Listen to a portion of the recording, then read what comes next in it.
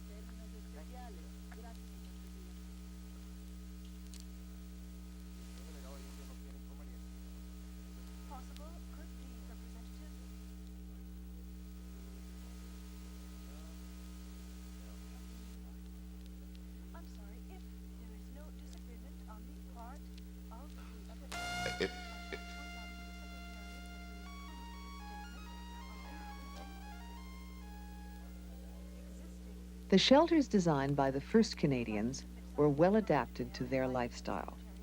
These dwellings used materials that nature provided and regularly replenished. European settlers brought the building technology of the Old World, but quickly adapted it to the hostile conditions of Canada. But the discovery of cheap and abundant petroleum undermined the frugal designs of the pioneers, encouraging sprawling suburbs and an urban architecture cast in concrete and glass. Fossil fuel is no longer cheap or abundant, and so Canadians must once again learn to live with their climate rather than against it. Fremont in northern Quebec is a new iron mining town, which departs radically from the older northern town plans, usually patterned after the southern suburbs. A 600-meter-long, 5-story high building houses the town's commercial and public facilities. By serving as a giant windbreak, the structure provides a greatly improved microclimate for much of the town site.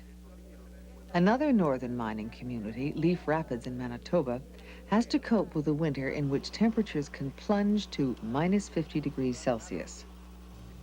Developed by a provincial corporation, Leaf Rapids also features an enclosed town center, but of a very different design from Fremont's.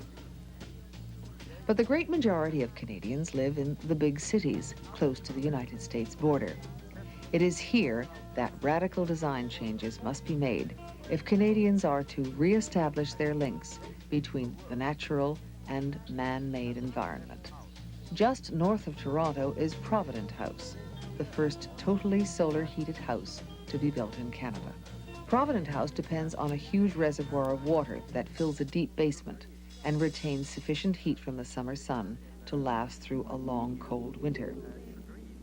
An even more radical and much more comprehensive design is the Ark on Prince Edward Island. This house encloses living space for a family, a greenhouse in which food will be grown, and fish ponds which provide a nutritious diet. The Ark is a complete life support system. It uses solar heat, backed up with a wood stove, and generates its power from the wind. The Ark and Provident House are experiments. They are not representative of Canadian design now, but they are providing insights that may determine in part the future shape of Canada's settlement.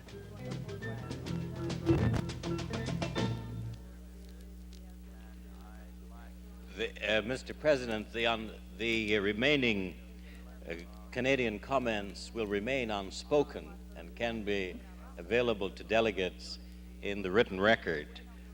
Pour conclure, je voudrais, Mr. President, to conclude, I should once again wish to extend a warm welcome to all participants on behalf of the Government of Canada, which has the honor and the pleasure to host the present conference.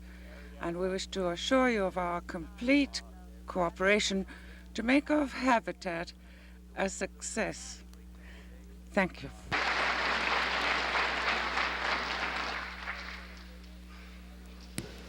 Distinguished delegates, I must apologize, and it certainly proves us something that we might examine in the conference, that technology is not always the answer to some of our problems of human settlements or even survival.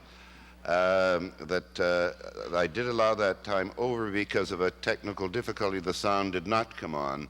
I hope you will bear with me. I do want to enforce the time regulations fairly and expeditiously, but until we work out the technological bugs, I hope you'll bear with me. I certainly wish to thank the Secretary of State for External Affairs for Canada.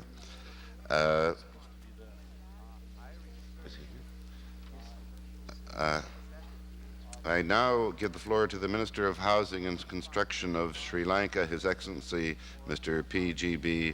Kuhneman.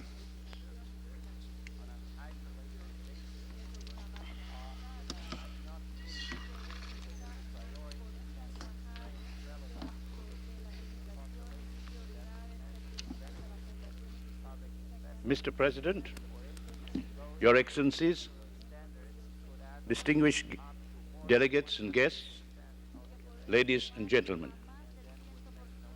4 years have passed since the Stockholm Conference, and 2.5 years since the UN General Assembly resolved to organize this conference on human settlements. The intervening period has seen much research, discussion, documentation, and activity. Important regional preparatory conferences have been held. Much valuable work has been done by both government and by professional and non-governmental public organizations. Now here we are in Vancouver in June 1976 to carry this stupendous effort forward. Let me therefore, on behalf of the delegation from Sri Lanka, first thank all those who have worked so tirelessly and so unselfishly to make this conference a reality. In this connection, it would not be invidious to mention especially our dynamic Secretary General, Mr. Enrique Peñalosa. His contribution to the successful organization of this conference has been both inspiring and substantial. Our delegation also wishes to thank the government and people of Canada, as well as the relevant authorities of British Columbia and the good people of this beautiful city of Vancouver for hosting this important conference and for their friendship and hospitality. We in Sri Lanka have followed attentively and taken part enthusiastically in the preparatory work for this conference. I shall table and have distributed to you the special message from our Prime Minister, Mrs. Sirimavo Bandaranaike. We all endorse her words that Habitat, and I quote, constitutes a significant milestone in the tireless efforts being pursued by the international community to improve the quality of life of man. As she also mentions in this message, the issues with which the delegates to Habitat will deal are both apt, relevant, and timely for Sri Lanka.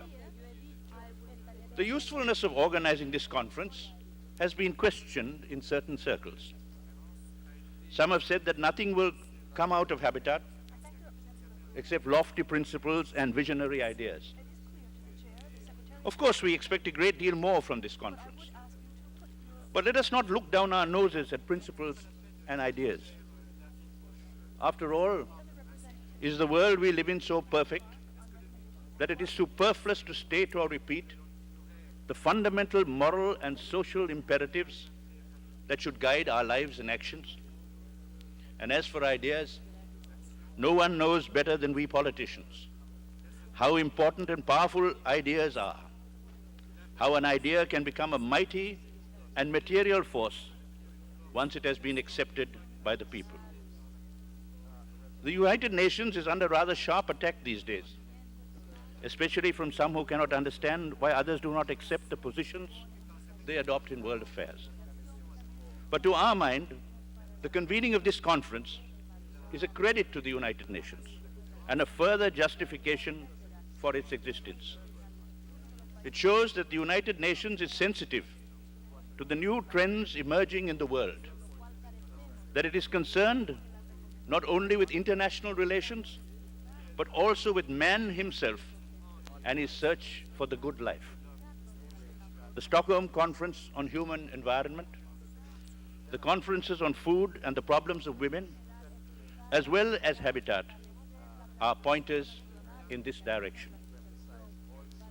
These are times when the word crisis has become one of the most hard-worked words in many languages.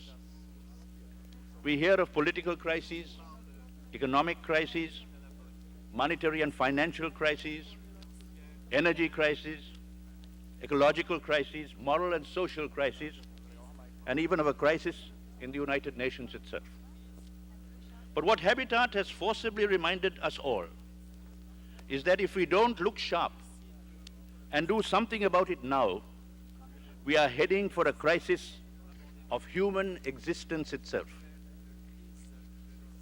The intensive study and research that have gone into the preparation of this conference have produced enough evidence to prove that although the situation that exists and can develop in relation to human settlements is very grave, it is by no means unavoidable, provided we are ready to take the necessary steps now. That is why the organizers of Habitat are quite right when they say that it should be a conference about choices, about political decisions. In his speech yesterday, the UN Secretary General quoted facts to show the wretched and subhuman conditions under which over 1 billion people in the world live today. These facts show convincingly that the many scientific and technological revolutions of this century have not by themselves succeeded in rescuing a big segment of mankind from lives of misery and deprivation. But merely because of this, it is difficult to accept the theory now advanced in certain quarters about so-called absolute limits to growth. Man has repeatedly demonstrated his constant capacity to produce new resources, new technologies, and new sources of energy. Science has shown not only the tremendous waste of resources, but also the ability to convert waste itself into resources. It is therefore necessary to look for the source of trouble, not so much in the production of resources, but in the many distortions that exist in their availability and distribution. And how can you get over that problem without making political decisions? Even though it would be naive to expect too much too soon, there is every reason why we can start our work in a spirit of hope and confidence. The enthusiastic response to this conference from governments, non-governmental organizations, experts, and most of all from the people themselves is a source of satisfaction and encouragement. Even more so is the knowledge that although our problems are vast, they are nevertheless capable of solution if we have the will to do so. I agree with those who think that things are not changing fast enough. But nevertheless, they are changing, and generally for the better, and mainly as a result of popular action. In world affairs, despite many ups and downs and many tragic situations, the policies of détente and international cooperation have begun to gain ascendancy over the policies of Cold War and the arms race. Colonialism and racism, those twin scourges of modern man, have suffered heavy defeats and are being erased from human history. Having won independent statehood and starting to develop more viable economies, the developing countries where most of mankind lives have begun to assert their right to take full control of their national resources, as well as to make concerted efforts to remove inequalities and discriminations in international trade and bring about a new and more just world economic order. Equally significant is the way in which the views of the international community on the meaning and content of development are changing. In the 1950s, development was seen mainly and often solely in terms of economic growth and measured in terms of the gross national product. In the 1960s, the realization grew that man does not live by GNP alone, and the concept of social justice was added to that of economic growth as a legitimate component of the development process.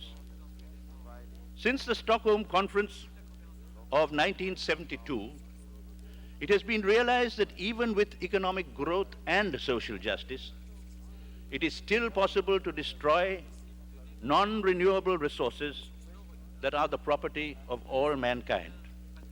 This has brought environmental considerations into the concept of development. Habitat, therefore, starts from the assumption that in future, development must not only be planned, but must also firmly include these three fundamental considerations that I have just mentioned. A plenary session is the place to discuss broad issues and not details or technicalities. So I would like to say that our delegation is in broad agreement with the 10 summarized general conclusions that the Secretariat has drawn from the decisions and recommendations of the regional preparatory conferences. We not only agree with them in general principle, but would also like to say that wherever we have tried to apply some of these principles in Sri Lanka, our experience has been rewarding. It is necessary to emphasize that social phenomena like poverty and unemployment are central obstacles to the implementation of correct human settlement policies. Rural unemployment and underemployment, for instance, are far more responsible for the migration from village to town and the disruption of the rural-urban balance than the so-called attraction of the bright lights of the city. Similarly, for the submerged millions who live under the poverty line, the problem of how to exist from day to day has greater meaning than talk about improving the quality of life, just as the problem of finding some sort of shelter, however impermanent, and if possible near one's place of work, is more real than talk about better or model housing. It is obvious that these people, and especially the urban poor, lack the means and ability to extricate themselves from their desperate situation by their own efforts alone. They need strong support from both their own governments and from the international community. In Sri Lanka, our government has, within the bounds of its financial possibilities, concentrated its efforts on helping these economically weakest sections of our population. Using voted expenditure, we build low-cost economy housing settlements for them in and around the urban areas and let them out at subsidized rates. In rural and semi-rural areas, we concentrate on self-help housing schemes where the state provides the site, infrastructural services, building materials and advice, and the new settlers provide their labors. I will not continue longer, Mr. President, except to say that our national report and the 3 films that we have provided set out some very interesting experiences of ours in connecting the problems of human settlement with urban renewal, with land reform, and with the important questions that are before this conference. I'm sorry that I have not been able to say what we are doing in our own country, but I will certainly abide by your decision and the rules of the conference, and may I say that our work should reflect the great hopes and aspirations that the people repose in us.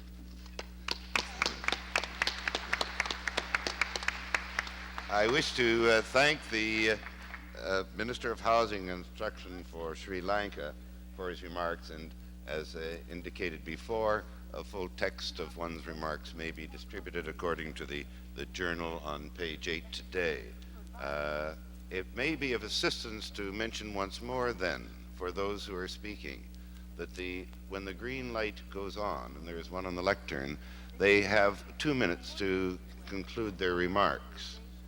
That light goes on for states after the green light after 13 minutes, and after 15 minutes the red light goes on. Of course, for the specialized agency, their time is only 10 minutes, so the green light comes on at 8 minutes, but it gives speakers an opportunity to collect their remarks. It might be also appropriate to mention that I'm grateful to the Minister of Housing and Construction of Sri Lanka for his kind words about myself and the Secretary General and about the host country, province, and city. But perhaps we could accept through the distinguished delegate from Sri Lanka those good wishes for ourselves and for the hosts as having been said, and then it would give everybody a better opportunity to deal with the substance of their remarks. I don't want to be presumptuous of that. In that case, if someone particularly doesn't want to congratulate the Secretary General and myself, we will understand that as well. But I think it might help in you deal with the full texts which you would wish to. The next speaker is the Minister of Housing and Physical Planning of Sweden, His Excellency Mr. Ingvar Carlsson, and I now give him the floor. Mr. President, distinguished delegates, during our lifetime, we must build a whole new world. This new world is indispensable in order to provide employment for the unemployed, schooling for all children, medical care for the sick, and not least to provide dwellings for those who lack basic protection and services.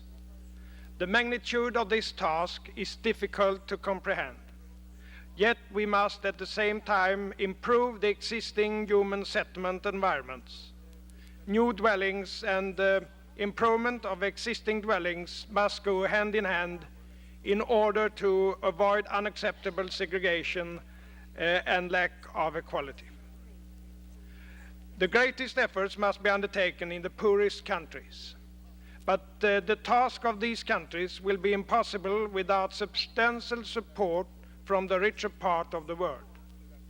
This support must take the form of assistance to countries with the greatest needs. The support must also take the form of a limitation of the rich countries' consumption of energy and other scarce natural resources. It's a joint task for all nations to make sure that human settlement problems are possible to solve. It's a task for individual countries to set the priorities and choose the policies to effectuate the necessary measures. But these national undertakings have also an international significance because if we share both our positive and our negative experiences, we can help each other to avoid the obstacles and find the most suitable solutions to acute problems. The idea of the Special Human Settlement Conference originated at the UN Conference on the Environment held in Stockholm 4 years ago. It was rather evident that the Environment Conference should take such an initiative. Human settlement does in the most decisive way affect our natural environment. At the same time, many of our most important environmental experiences, as well as our most serious environmental problems, are related to the design of human settlement. This means that in construction of human settlements, one encounters precisely the conflict which is at the heart of our environment debate. Man's modification of his environment are necessary for his well-being. We must build houses to shelter us from climatic hazards. We need the industrial technology to prevent man from being worn down by hard physical work. But at the same time, those actions have consequences on nature, such as pollution, poisoning, and climatic effects, which threaten the very well-being we seek to create. These conflicting considerations must result in balanced solution, and this balance can't be achieved by simple and schematic rules. This is why conferences like the Habitat Conference are of such great importance. They give us the opportunities to discuss how to solve those conflicts, drawing upon our different national experiences. Poor human settlements are in many ways a threat to the natural environment. Large industrial cities often create serious water and air pollution. But our most important resource, man himself, is also damaged by poor housing and working environment. Poor housing causes problems for health, for family life, for the opportunities for personal fulfillment. It drains human energy, which could have been put to constructive use in society.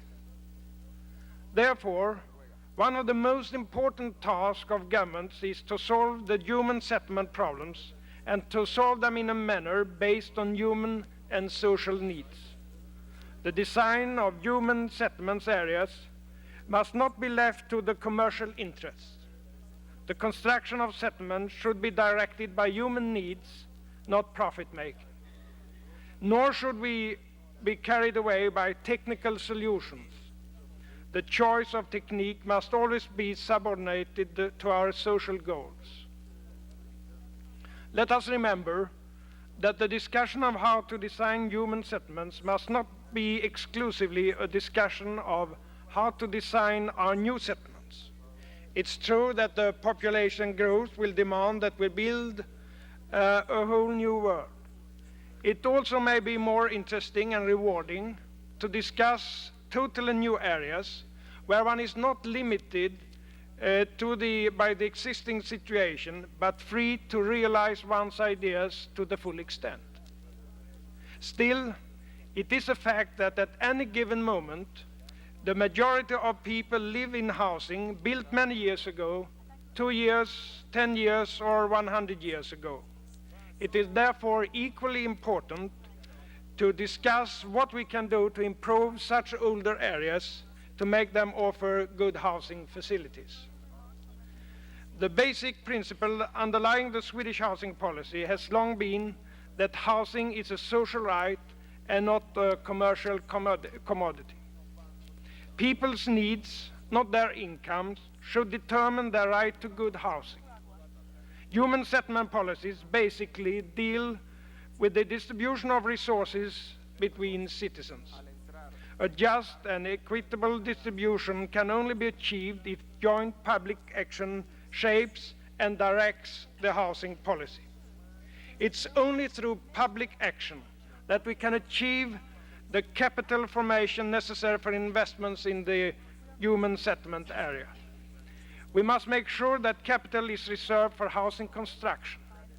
If housing construction were to compete with other projects on the free capital market, there is a danger that housing construction would get an insufficient share.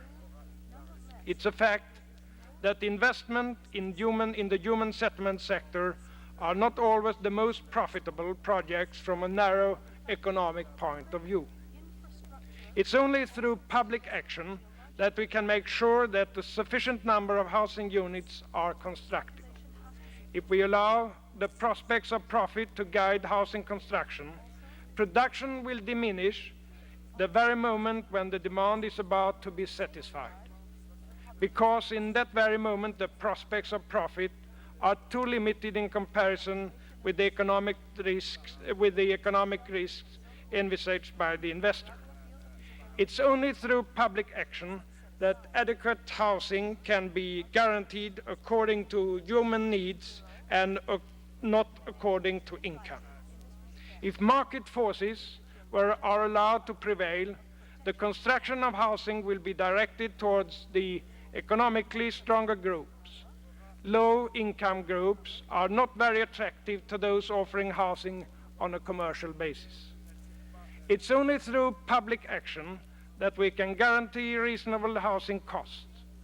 This can be achieved if we prevent speculation and if we prevent prices from rising far above the actual cost of production, which, as we all know, would be the case in a situation with housing shortage. The Swedish housing policy have, as in many other countries, its roots in an appalling housing situation some decades ago. At that time, too many people didn't have a place of their own, and of the existing housing stock, too many dwellings were small and crowded, lacked adequate sanitation, and were poorly equipped. Public action was needed. We created sufficient financial resources. We engaged ourselves in housing construction and management, and we acquired instruments to control the use of land. As yet, Sweden has not solved all housing problems. We have, however, more or less eliminated the housing shortage. Housing today is, in general, of a high standard. This we have achieved not only through our readiness to accept public responsibility for housing, but also by allocating the required resources for implementing our housing policy. We must therefore not limit our discussion to the demands we make on government with regard to human settlements. We must also discuss the power and the tools which we are prepared to give government to make it effective in the realization of these demands. What is true for individuals is also true for government. Duties must be combined with rights. Nobody should be put under an obligation unless given the practical means to meet these obligations. A policy of redistribution can be carried out only through public action by the democratic institutions of our societies. Correspondingly, a more equitable distribution of the world's resources can only be achieved through the international community, through the United Nations. The Swedish government therefore saw the convening of the Habitat Conference with great satisfaction. Our expectations are substantial, and we hope that all delegates will agree with the following principles: that we all have a responsibility to make it possible to solve the problems of the poor countries of the world, that we all have a responsibility to help each other find adequate solutions to national problems, that we, without government responsibility for all human settlements issues, those problems cannot be solved in a satisfactory manner. Thank you, Mr. President.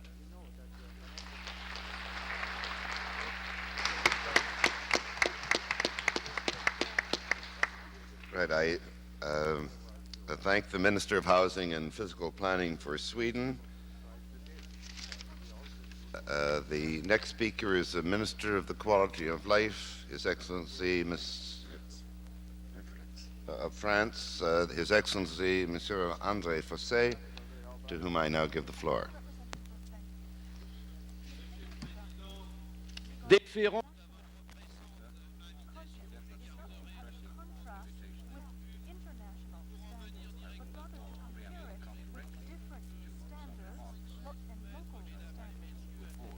Gentlemen, in this conference, because throughout its duration, it will dictate the conduct of my delegation.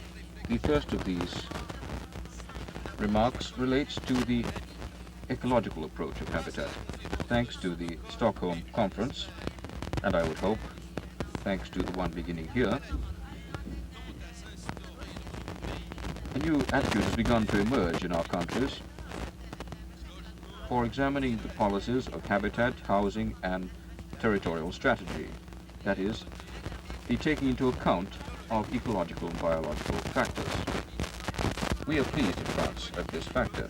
A housing policy, which has been too relentlessly functional, has in fact not been sufficiently located within that context. And because of this, what a price our countries have had to pay for more than a century. The price we have had to pay has been that we have had to spend on human settlements too much energy, too much material, and sometimes we have had to waste the always rare resources of our world. And for all that, we have not succeeded in satisfying the needs in sufficient quantities. We have paid the price for having encouraged different regions, different countries to undertake stereotype programs to apply universal formulae which take no account of cultures, traditions, site, climate, geography, and local materials. The price we've had to pay has been one we've had to pay for not having been sufficiently attentive in the stage of satisfying elementary needs to the profound underlying aspirations of peoples which, as we must recognize, have not been given a sufficient voice in shaping the cultural and social models of their cities. Nevertheless, surely this participation on the part of people is absolutely indispensable in terms of personal creation and in the conduct of their own daily lives. If we needed a reminder, surely we received one last year with regard to the essential role of women in this field. The President of the French Republic has instructed me to say here in Vancouver how fundamental he believes this new approach to be. New approach which is that the design of human establishments, human settlements, should be intimately linked to local realities and human needs, which it is the job of such design to satisfy and not to dictate. The second point stresses the fundamental importance of national and regional differences. A policy of territorial development and human settlement should, in our view, be in keeping with physical, social, economic, and ecological data of the area in question. Artificial flowers do not grow. In other words, responsibility for such a policy cannot be dissociated from the citizen. Centers of decision-making should be at the territorial level, and it is for states, and under them, regional and local collectivities, which should bear the responsibility for this strategy. And my country, for its part, has pursued such a strategy for 15 years. A policy of territorial and geographical development, which is to be voluntary, should be laid down in the national plan and should be applied in a sufficiently decentralized fashion. Such an orientation means that at the level of international cooperation, France will not encourage centralization at the planetary level of action which, in its view, should be undertaken by states. My country has made a great contribution to the planetary effort for the environment in financing the program approved in Stockholm because it concerns essentially the heritage of mankind. However, with regard to habitat problems, the desirability of a centralized administrative structure at the summit is by no means apparent to us. We believe it to be preferable to promote regional solidarity networks between countries with similar problems, as is already being done in Europe or in the Mediterranean area, for example. These networks can be north-south or south-south and link, for example, tropical regions. They must also make room for professions which have something to say in forging habitat policy and human settlement policy. I'm thinking of architects or town planners, for example, who, since the Athens Charter, have been forging links throughout the world. Public exchange networks should call on professional organizations, disinterested associations, and business.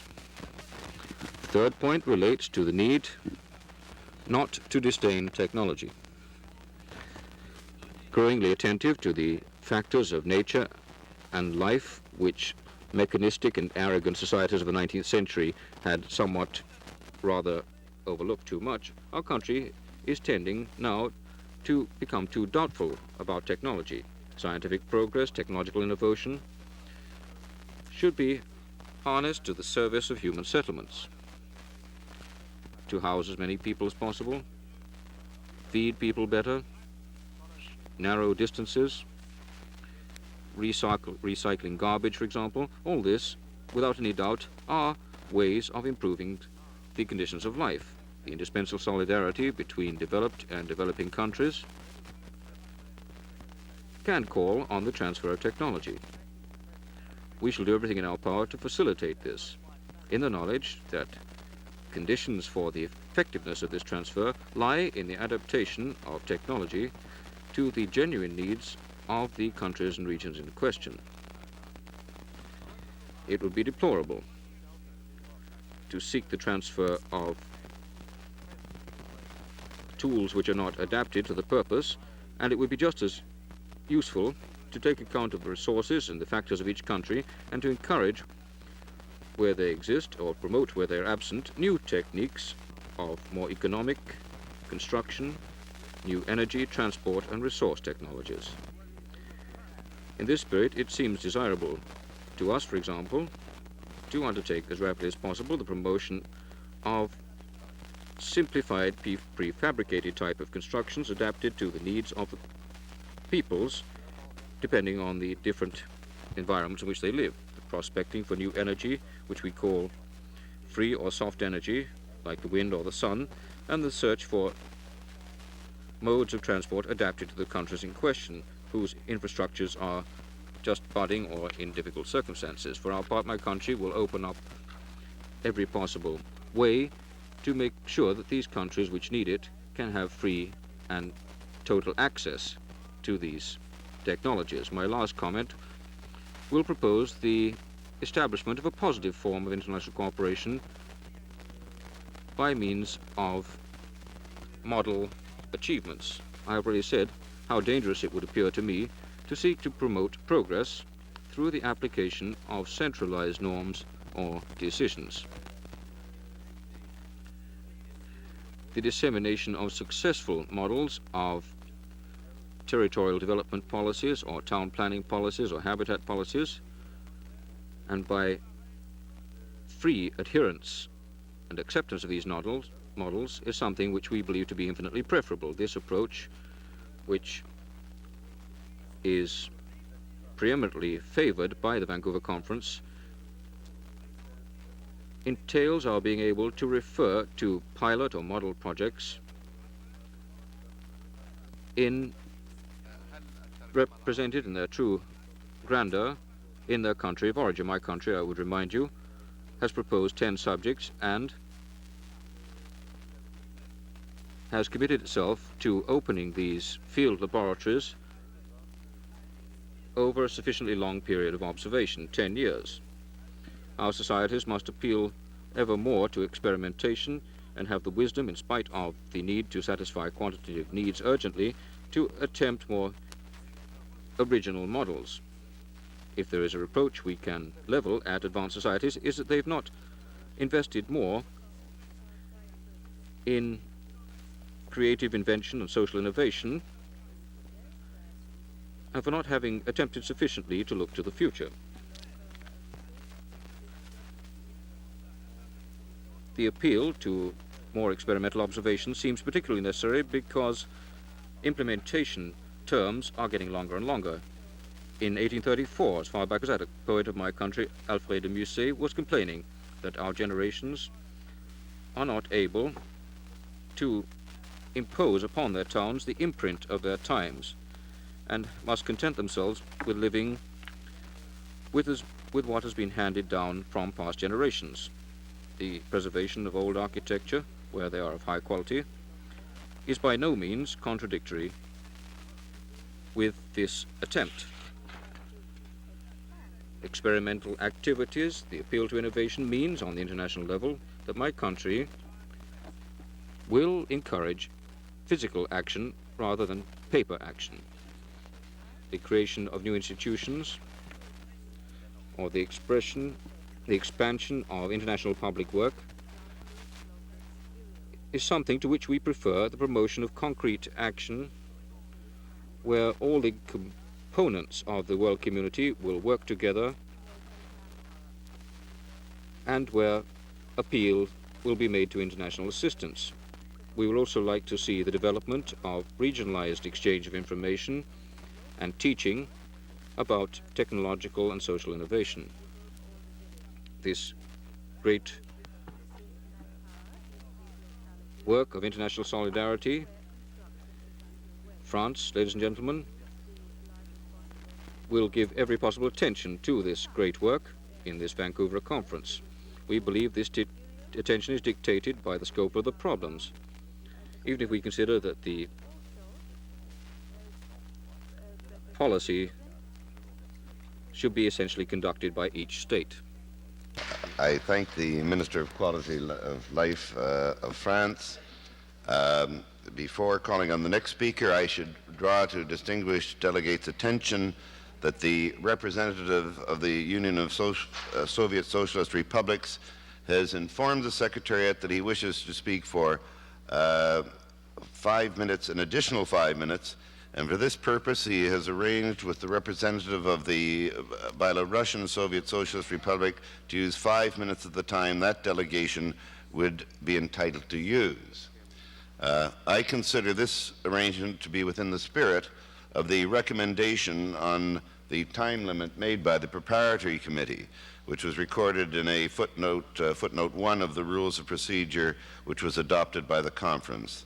I will therefore allow the representative of the Union of Soviet Socialist Republics to speak for a maximum of 20 minutes. I now give the floor to the Chairman of the State Committee for Construction and Architecture of the Union of the Soviet Socialist Republics, His Excellency Professor Gennady Fomin.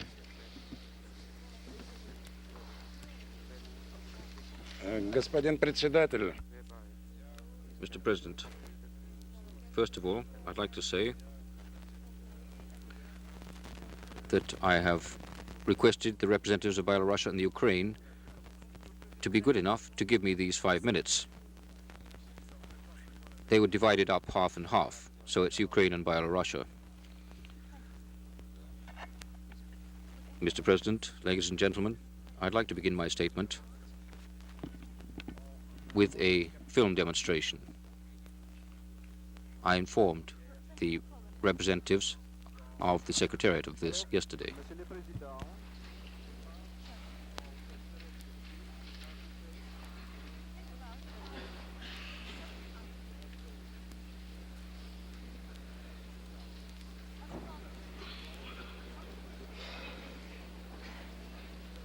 Du Comité d'État pour la construction civile et l'architecture.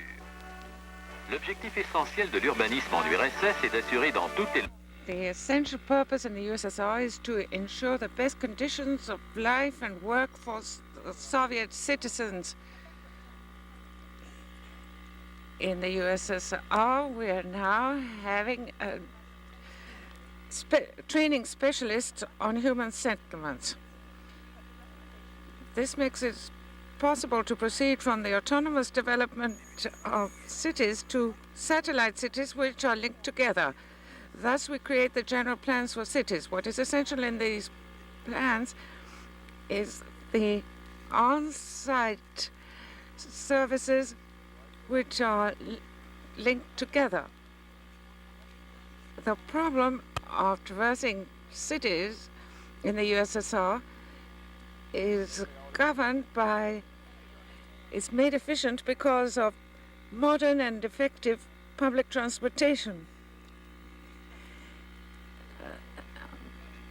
We also have greenery within the cities so as to create areas of rest in the cities. In the course of these last 10 years alone, half the citizens are living in public housing, the rent of which is less than 5% of their income. This construction was possible because of a highly developed industrialization. The establishment of architectural conglomerates is an essential aspect of Soviet urbanism, and we have renewed old centers and created new ones.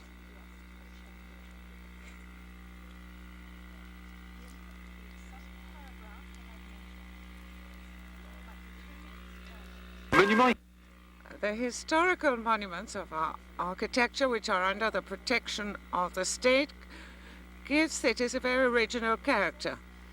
They have now acquired new life under the protection of the state.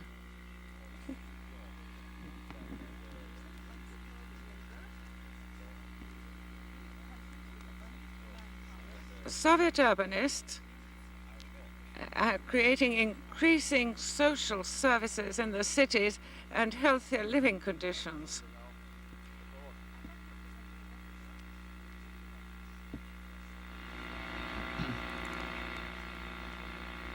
This is the end of the film.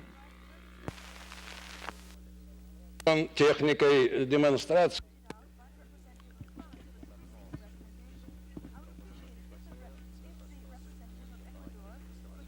I wanted to use the opportunities provided here to all of us for displaying films so that you could watch our film. The providing of the peoples of all countries of the world with housing consistent with the dignity of man, creation in each settlement of conditions which will be most appropriate for work, life and leisure, and rounded development of man and the optimum satisfaction of his needs is one of the most important problems which should be the focus of attention and the focus of efforts of governments of all countries and international organizations. There's been a very interesting statement today which expressed some concern, which our country also shares, with regard to the position in the world. And the Soviet Union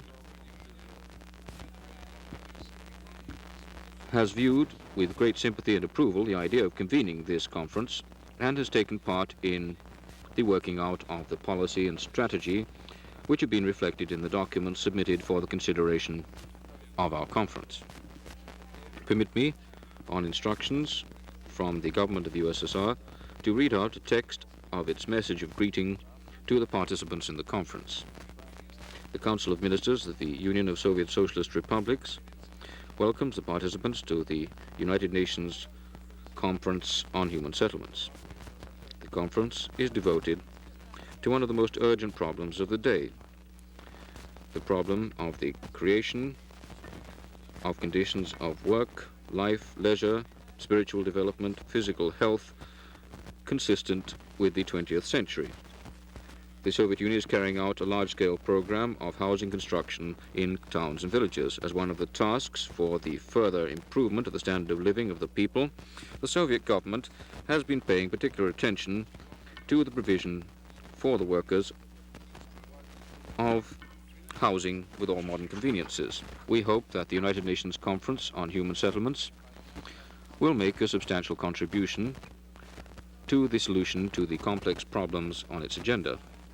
The successful solution of these problems is indissolubly linked with the strengthening of international peace and security, and the development of a broad and comprehensive cooperation between countries of all continents. The Soviet Union has consistently implemented the program for the continuing struggle for peace and international cooperation, freedom and independence of peoples, adopted by the 24th Congress of the Communist Party of the Soviet Union, and we intend to do everything in our power to attain the noble ideals which the conference has set for itself. The Soviet government wishes every success to the conference. Council of Ministers of the USSR.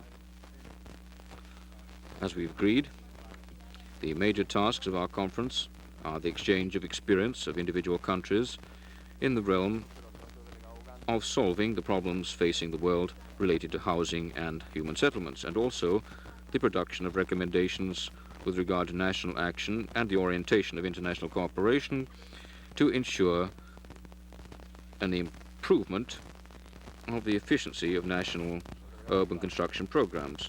The solution of the housing problem, the bringing of order into the historical process of population settlement and the formation of settlements worthy of dignified life has always been one of the major concerns of the Communist Party and the Soviet government.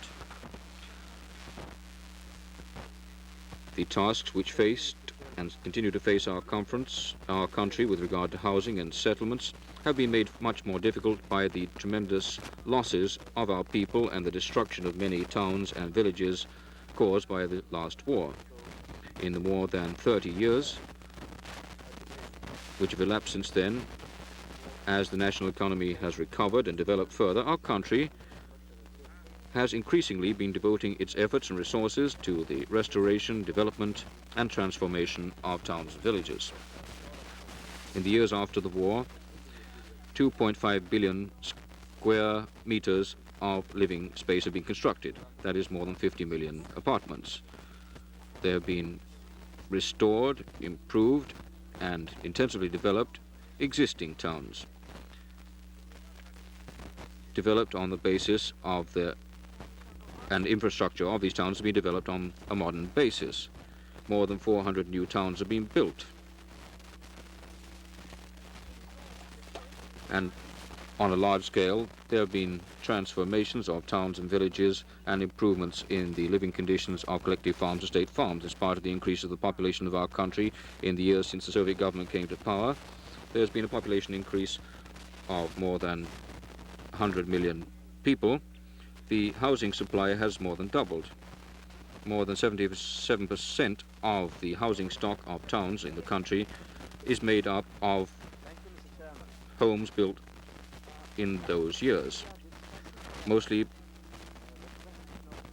And they've mostly been equipped with all modern conveniences. In accordance with the general purposes of developed socialist society, the major tasks of Soviet urban construction have been as follows: the gradual formation of the new socialist system of dispersion of population, ensuring a relatively even distribution of population over the territory of our country in the most favorable conditions for favorable climatic and natural conditions for life, the construction of new and gradual transformation of all existing populated points of the country into rationally organized settlements, which would create the necessary favorable conditions for work, life, leisure, and comprehensive intellectual and physical development of the population, the preservation and further development of natural resources necessary for the life of mankind.